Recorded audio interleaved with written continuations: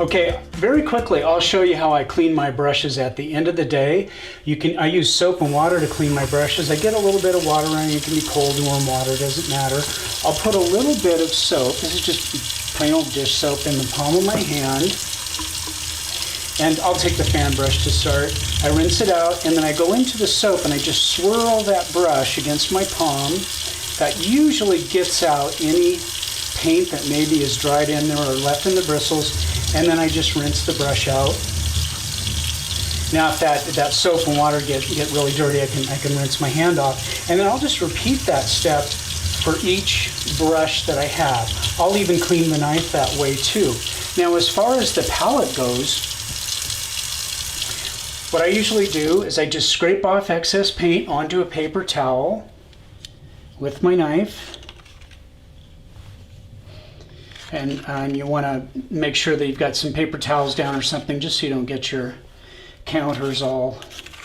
But I just scrape that off, as much as I can get off of there. Now some of it will be dried on there because it takes a while to paint, and these are acrylics, they dry fairly fast. I do try to get as much of that off of there as I can. And then I run it under water. I put a little bit of soap on the palette, a little bit of the dish soap, and take a scrub brush and just scrub pretty well. Now it may take a few minutes to get that paint to loosen up, and you may even have to lay it down on the bottom of the sink. Just give it a good scrub. A little more water running there.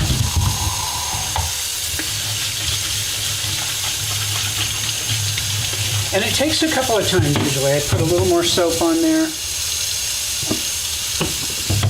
Take my scrub brush. That'll help loosen that paint up.